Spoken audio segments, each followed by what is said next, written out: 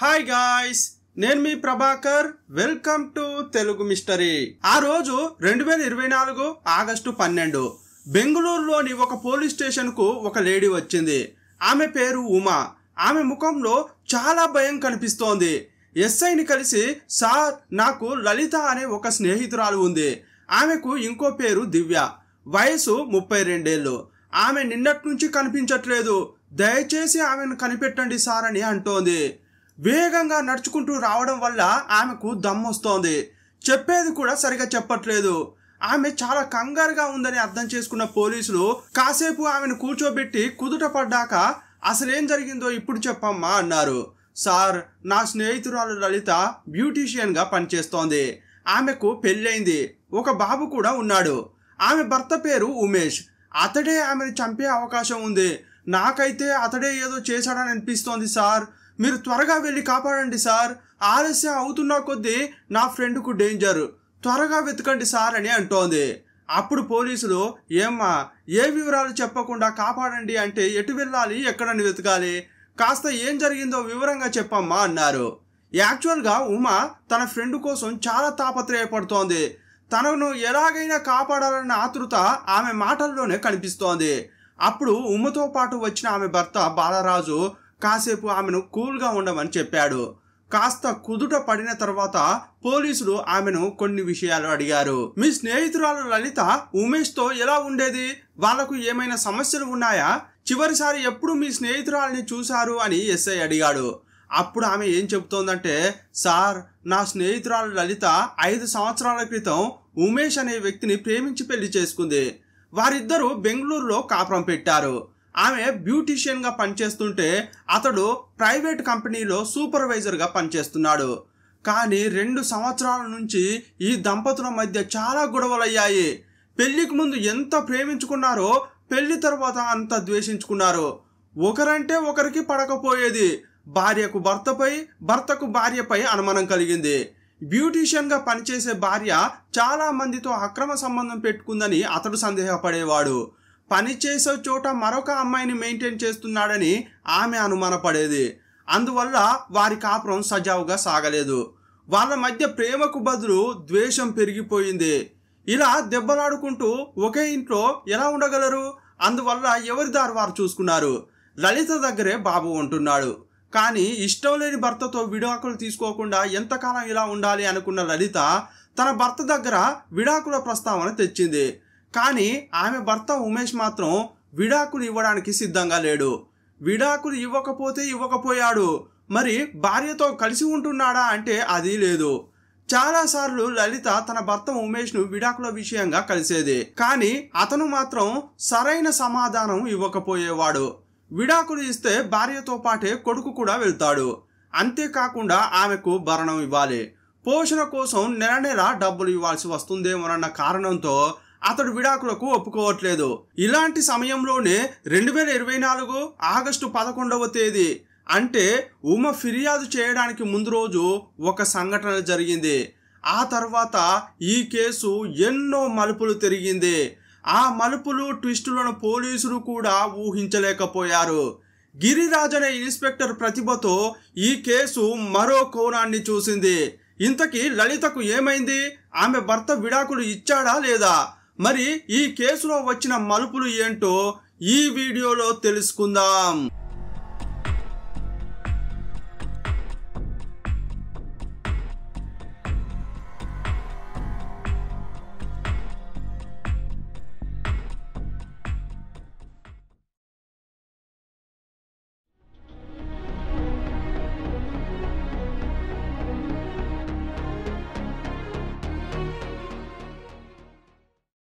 ఉమేష్ పై అనుమానంగా ఉందన్న ఉమా ముందు రోజు జరిగిన విషయాన్ని పోలీసులకు చెబుతోంది. సార్, 2024 ఆగస్టు 11వ తేదీన లలిత నా దగ్గరకు వచ్చింది. నా భర్త ఉమేష్ ఫోన్ చేసి డివోర్స్ గురించి మాట్లాడుకుందాం, గుడికి రమ్మని చెప్పాడు. నేను ఇన్నాళ్ళుగా అడిగితే చప్పుడు చేయని అతడు సడన్గా కాల్ చేసి రమ్మన్నాడు. అందువల్ల నేను వెంటనే వెళ్ళాలి అని చెప్పింది. కాకపోతే బెంగళూరుకు చాలా దూరంలో ఉన్న మగడి అనే ప్రాంతానికి రమ్మని చెప్పాడు. అక్కడ కొండపై గుడి ఉంటుంది. అది నాకు సెంటిమెంట్ గుడి, ఏ నిర్ణయమైనా అక్కడే తీసుకుంటా అని పిలిచాడు. అందువల్లే నేను త్వరగా బయలుదేరాలి. చిన్న సమస్య ఏంటంటే నా స్కూటీ రిపేర్ అయితే మెకానిక్ కు ఇచ్చాను. అందువల్ల కాస్త నీ స్కూటీ ఇస్తావా, వెళ్ళాలి అని అడిగింది. ఆమె మాటలు విన్న తర్వాత ఉమకు చాలా అనుమానంగా అనిపించింది. బెంగళూరు అనేది ఎంత పెద్ద సిటీ, ఇక్కడ ఏదో హోటల్లోనో పార్కులోనో కలిసి మాట్లాడుకోవచ్చు కదా. మగడి అనేది అటవీ ప్రాంతం, అందువల్ల నువ్వు అక్కడికి ఒంటరిగా వెళ్ళకపోవడమే మంచిది. ఎందుకంటే నీ భర్తతో నీకు ఆల్రెడీ గొడవలు జరుగుతున్నాయి. ఇలాంటి పరిస్థితుల్లో ఒంటరిగా అతన్ని కలవడం సేఫ్ కాదు అని ఫ్రెండ్ ఎంతో చెప్పింది.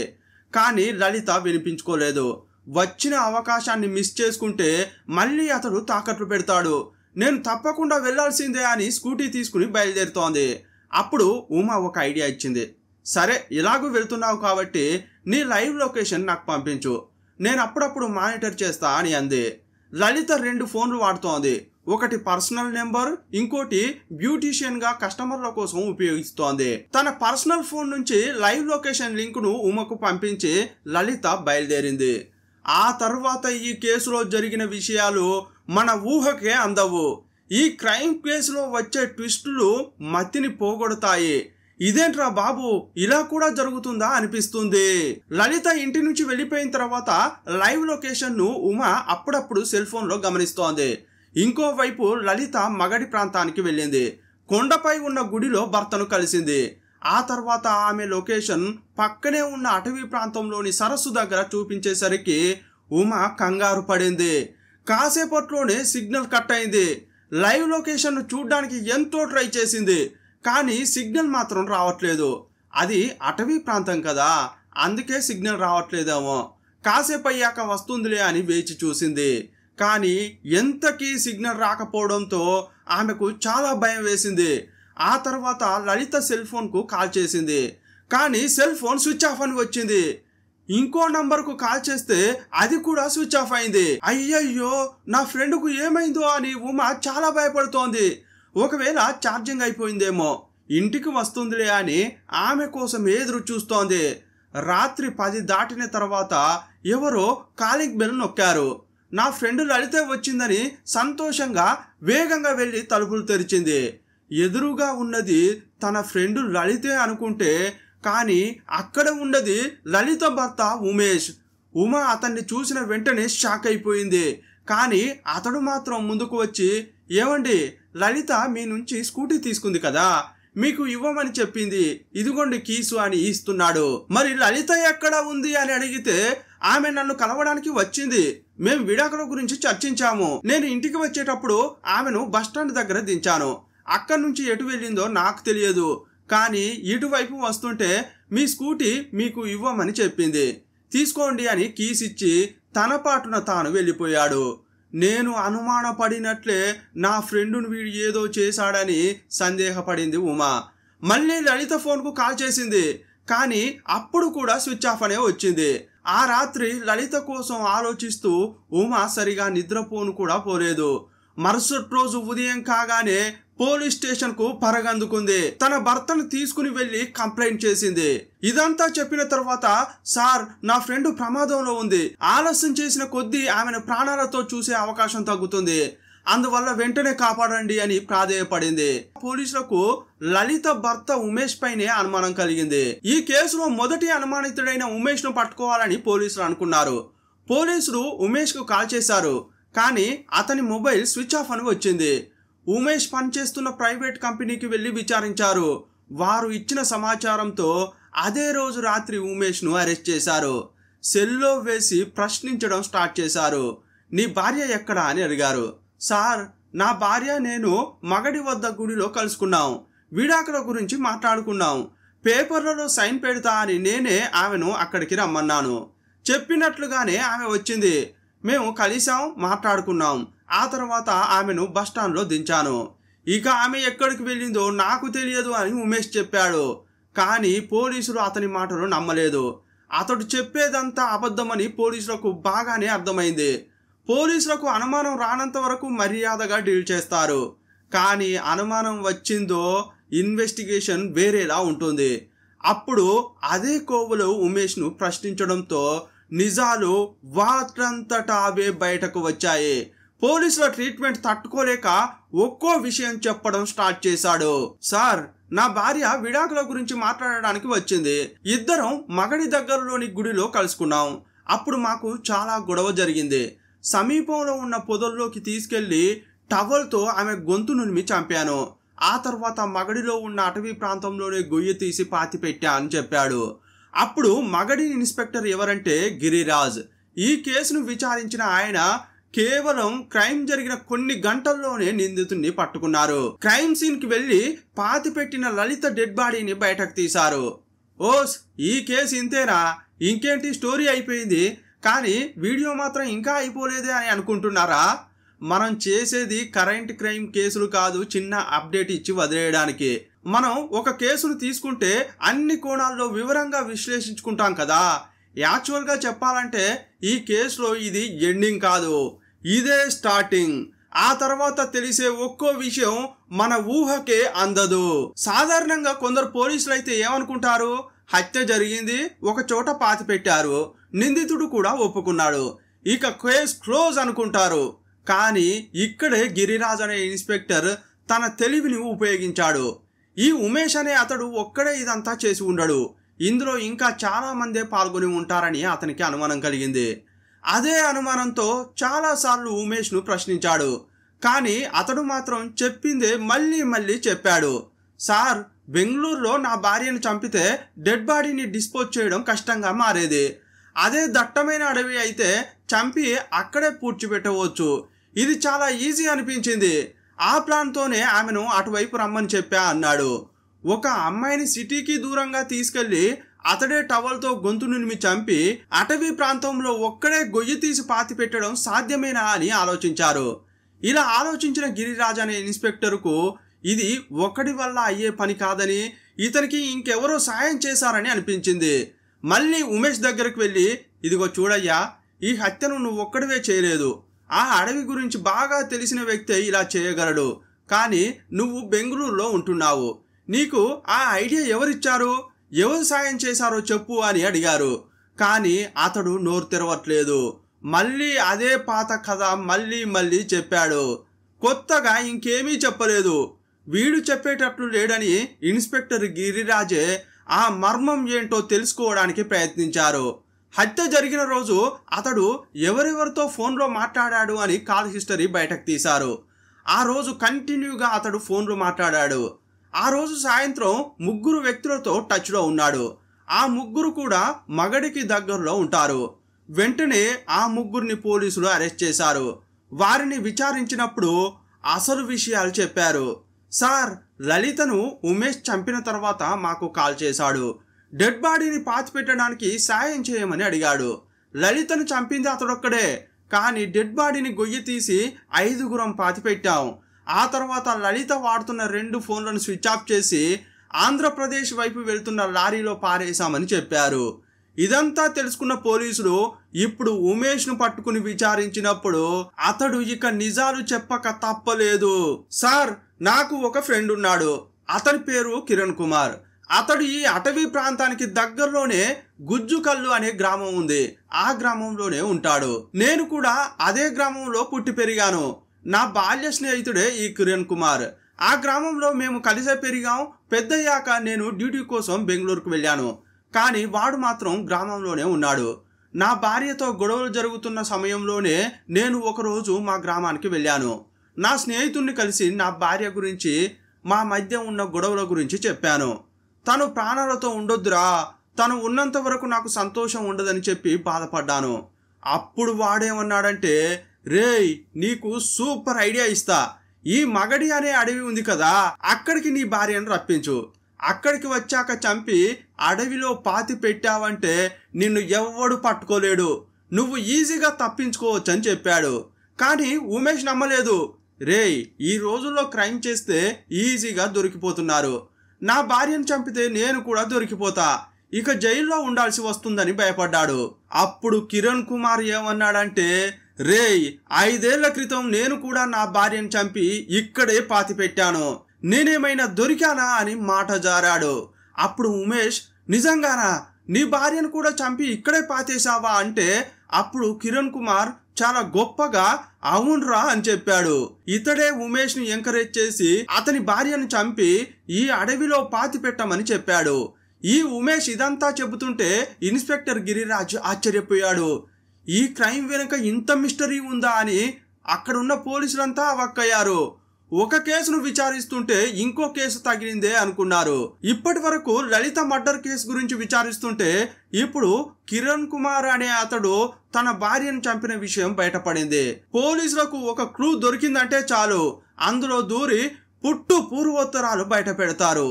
ఇక ఈ కేసును వదిలిపెడతారా? వెంటనే గిరిరాజ్ ఆ గ్రామంలోకి వెళ్లి కిరణ్ కుమార్ గురించి విచారించారు. గ్రామస్తులు ఆ పోలీసులకు ఏం చెప్పారంటే, సార్ కిరణ్ కుమార్ భార్య పేరు పూజ, వారికి ఒక కొడుకు ఉన్నాడు. ఆ జంట చాలా సంతోషంగా జీవించేవారు సార్. సడన్ గా 2019 మే 1వ తేదీన ఈ కిరణ్ కుమార్ గ్రామస్తులతో ఏం చెప్పాడంటే, నా భార్య పారిపోయింది, తను ప్రియుడితో వెళ్ళిపోయింది అని చెప్పడం మొదలు పెట్టాడు. పూజ తల్లి పేరు గౌరమ్మ. ఆమెతో కూడా నీ కూతురు మనందరినీ మోసం చేసి ఎవరితోనో వెళ్ళిపోయింది. ఇప్పుడు నా కొడుకును నేనే చూసుకోవాలి, నా కొడుకును ఎలా సాదుకోవాలో నాకు తెలియడం లేదు అని చాలా బాధపడినట్లు నటించాడు. ఇలాగే నటిస్తూ గ్రామం మొత్తాన్ని నమ్మించాడు. ఇప్పుడు పోలీసులు నేరుగా పూజ తల్లి అయిన గౌరమ్మ దగ్గరకు వెళ్ళి, మీ కూతురు ఎప్పుడు కనిపించకుండా పోయింది, ఆమెకు ఏం జరిగింది, మీకు ఎవరి మీదైనా అనుమానం ఉందా అని అడిగారు. అప్పుడు గౌరమ్మ ఏం చెప్పిందంటే, నా కూతురు తన ప్రియుడితో వెళ్ళిపోయిందండి అని చెప్పింది. ఆమె ప్రియుడు ఎవరో నీకు తెలుసా, ఆమె వెళ్ళిపోతుంటే నువ్వు చూసావా అని పోలీసులు అడిగారు. లేదండి, అతడు ఎవరో తెలియదు, వారు వెళ్ళిపోయేటప్పుడు కూడా నేను చూడలేదు, ఇదంతా మా అల్లుడే చెప్పాడని అంది. కన్న తల్లి తన కూతురు ప్రియుడితో వెళ్ళిపోయిందని నమ్మిందంటే కిరణ్ కుమార్ ఎంతగా ఆమె బ్రెయిన్ వాష్ చేశాడో అర్థం చేసుకోవచ్చు.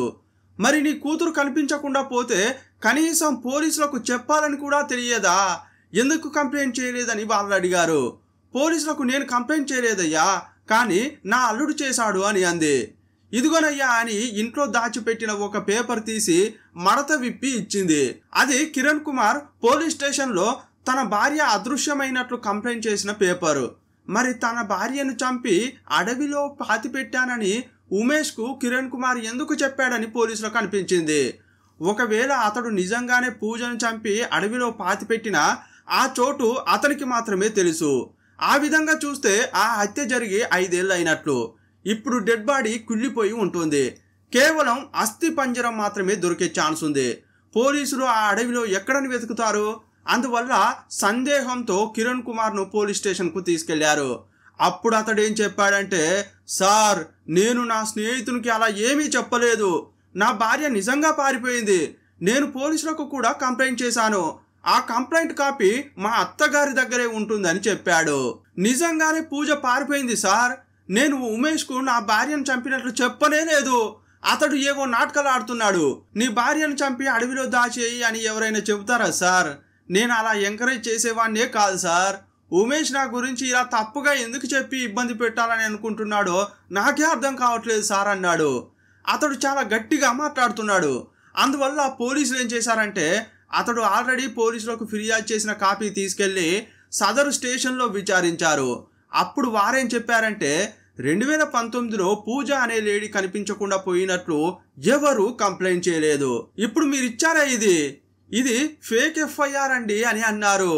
దీన్ని బట్టి అసలు పూజ మిస్ అయినట్లు పోలీస్ స్టేషన్లో ఫిర్యాదే చేయలేదని నిరూపితమైంది. పోలీసులనే ఇంత మోసం చేశాడంటే వీడు మామూలోడు కాదని పోలీసులు డిసైడ్ అయ్యారు. పూజ తల్లి అయిన గౌరమ్మను ఆ ఊరి జనాన్ని నమ్మించడం కోసం అతడు ఇలా ఫేక్ కంప్లైంట్ చూపించాడని పోలీసులకు అర్థమైంది. దీని అంతటిని బట్టి చూస్తే ఉమేష్ కు చెప్పింది నిజమై ఉంటుందని పోలీసులకు అనిపించింది. వెంటనే కిరణ్ కుమార్ ను పిలిచి, నువ్వు పోలీస్ స్టేషన్ లో కంప్లైంట్ కూడా చేయలేదు, ఇన్నాళ్ళు ఊరి జనాన్ని మోసం చేశావు, మమ్మల్ని కూడా మోసం చేద్దామని అనుకున్నావు, నీ కాకమ్మ కథలు మేం వినం, నిజం చెబుతావా లేదా అని గట్టిగా అడిగారు. ఇక నిజం బయటకు రావాల్సిన సమయం వచ్చిందని కిరణ్ కుమార్ కు కూడా అర్థమైంది. చివరకు తాను చేసిన నేరాన్ని ఒప్పుకున్నాడు. సార్ పూజను నేనే చంపాను, 2019 మే 1వ తేదీన నా భార్యకు నాకు బాగా గొడవ జరిగింది, చాలా కోపం వచ్చి నా భార్య గొంతు పిసికి చంపేశానని ఒప్పుకున్నాడు. రాత్రిపూట అంతా పడుకున్నాక డెడ్ బాడీని మగడి అనే అటవీ ప్రాంతానికి తీసుకెళ్లాను. ఒక చోట గొయ్యి తీసి పాతిపెట్టాను. ఆ చోట కొన్ని మొక్కలు కూడా నాటాను. ఈ ఫారెస్ట్ లోకి ఎవరూ రారని నాకు బాగా తెలుసు, ఎవరూ కనిపెట్టలేరని నాకు బాగా తెలుసు, అందుకే అలా చేశాను సార్ అని చెప్పాడు. కానీ ఈ ఐడియా నాకు ఎలా వచ్చిందంటే దృశ్యం సినిమా చూసాకే వచ్చిందని చెప్పాడు. ఆ సినిమాలో హీరో డెడ్ బాడీని మొదట ఇంటి వెనుక పాతి పెడతాడు. ఆ తర్వాత డెడ్ బాడీని తీసుకెళ్లి ఎవరికీ తెలియకుండా పోలీస్ స్టేషన్ కడుతుంటే దాని కిందే పాతి పెడతాడు. ఇక ఆ విషయం ఎవరికి అసలు తెలియదు. అచ్చం అలాగే ఈ అడవిలో నా భార్య డెడ్ బాడీ పాతి పెడితే ఎవ్వరూ కనిపెట్టరని అనుకున్నాను. అయినా కూడా నాకు భయం వేసింది. మొదట్లో వారానికోసారి వెళ్ళి చూసొచ్చేవాణ్ణి, ఆ తర్వాత నెలకోసారి వెళ్ళేవాణ్ణి. అక్కడ అంతా నార్మల్ గానే ఉందా లేక జంతువులో మనుషులో అక్కడ ఏమైనా తవ్వుతున్నారా అని చూసేవాణ్ణి. ఇలా 2 ఏళ్లు గడిచాయి. ఆ తర్వాతే నాకు ధైర్యం వచ్చింది ఇక డెడ్ బాడీని ఎవ్వరూ గుర్తించలేరని. కానీ 2021లో అంటే నా భార్యను దాచిన 2 సంవత్సరాల తర్వాత ఒకరోజు చాలా మంది ఫారెస్ట్ ఆఫీసర్లు అక్కడ కనిపించారు. టేపులు పెట్టి ఏదో కొలుస్తున్నారు. అది చూడగానే కాళ్ళు చేతులు వణికిపోయాయి. ఒకవేళ డెడ్ బాడీని కనిపెట్టారా అని అనిపించింది. కానీ ఏమీ తెలియనట్టు అక్కడే ఉండి వేచి చూశాను. అడవికి సంబంధించి లెక్కలు వేసుకుని కంచె వేయబోతున్నారని తెలిసింది. ఊర్లోకి ఏనుగులు వస్తున్నాయని అవి అడవి దాటకుండా కంచె వేయబోతున్నట్లు అధికారులు చెప్పారు. ఆ మాట వినగానే కిరణ్ కుమార్కి కాళ్ళ కింద భూకంపం వచ్చినట్లు అయింది. ఫారెస్ట్ అధికారులు ఫెన్సింగ్ వేస్తే ఖచ్చితంగా లోతుగా తవ్వుతారు. వారు కొలుస్తున్న ప్రదేశం అతడు పాతి పెట్టిన చోటే ఉంది. అక్కడ గాని తవ్వడం స్టార్ట్ చేస్తే ఇక దొరకడం ఖాయం అనిపించింది. డెడ్ బాడీ బయటపడిందంటే ఈ చుట్టుపక్కల ఎవరు కనిపించకుండా పోయారని విచారిస్తారు. అప్పుడు కనిపించకుండా పోయింది నా భార్య అనేది ఊరి వాళ్ళందరికీ తెలుసు. ఆమె ప్రియునితో పారిపోయిందని చెప్పా. కానీ పోలీసులు అనుమానంతో DNA టెస్ట్ చేస్తే విషయం మొత్తం తెలిసిపోతుంది. అప్పుడు నా రహస్యం బయటకు రాకూడదంటే ఏం చేయాలా అని బాగా ఆలోచించాడు. హత్య చేసి పాతిపెట్టిన 2 ఏళ్లకు అతనికి భయం వేసింది. ఇన్నాళ్ళు జాలీగా తిరిగిన అతడు తిండి తినలేకపోతున్నాడు, రాత్రి సరిగా పడుకోలేకపోతున్నాడు. పోలీసులు పట్టుకుంటారేమోనన్న భయం పట్టుకుంది. ఇదే టైంలో దృశ్యం సినిమా 2వ పార్ట్ వచ్చింది. అందులో ఏం జరిగిందంటే పోలీస్ స్టేషన్ కిందున్న డెడ్ బాడీ గుర్తించి ఎముకలను DNA టెస్ట్ కోసం పంపిస్తారు. కానీ హీరో వాటిని మార్చి ఒరిజినల్ బోన్స్ ను కాల్చేస్తాడు. వాటిని ఒక చోట పాతి పెడతాడు. దాన్ని బేస్ చేసుకుని ఇతడు కూడా అలాగే చేయాలని అనుకున్నాడు. ఇక ఆలస్యం చేయకుండా ఫారెస్ట్ ఆఫీసర్లు ఆ చోట పనులు ప్రారంభించక ముందే వెళ్ళి ఆ చోట తవ్వాడు. లోపల చూస్తే భార్య అస్థి పంజరం ఉంది. చిన్న ఎముక కూడా అందులో ఉంచకుండా అన్నీ బయటకు తీశాడు. ఆ తర్వాత మళ్ళీ గొయ్యిని పూడ్చాడు. ఊరికి దూరంగా ఒక చోట ఎముకలను కాల్చాడు. కాల్చిన ఎముకలను కూడా వదలకుండా ఒక్కొక్కటి ఏరుకుని సంచిలో వేసుకున్నాడు. ఆ తర్వాత తన చేనులోకి వెళ్లి వాటిని పాతిపెట్టాడు.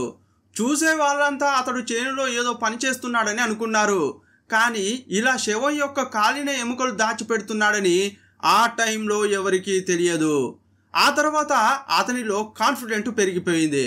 ఈ అడవిలో ఎవరినైనా చంపి పాతి పెడితే అస్సలు దొరకడం అనేది అసాధ్యం అనుకునేవాడు. అదే టైంలో ఒకరోజు ఉమేష్ వచ్చి నా భార్యను చంపాలి అని ఎప్పుడైతే మనసులో మాట చెప్పాడో అప్పుడు అతనికి ఎగ్జైట్మెంట్ కలిగింది. తన విషయమంతా చెప్పి నేను ఎలా చేశానో నువ్వు కూడా అలాగే చెయ్యి అన్నాడు.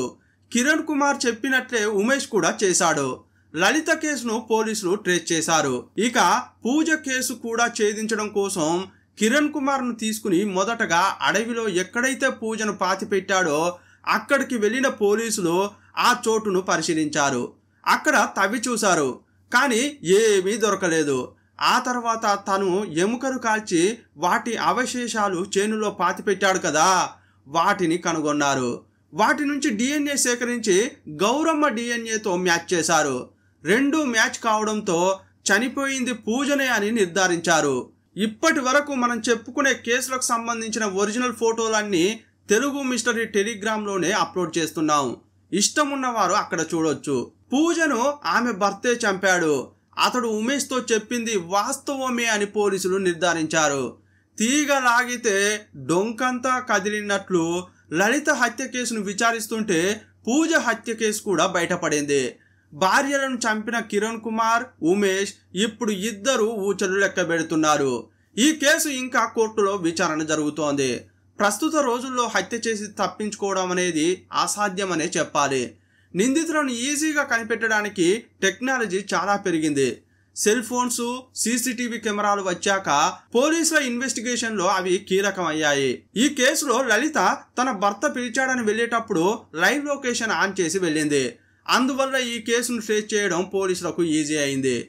ఏ క్రైమ్ చూసినా నిందితులు చాలా తెలివిగా హత్యో రాబరీనో చేసినప్పటికీ వారికే తెలియకుండా ఆధారాన్ని వదిలేస్తారు.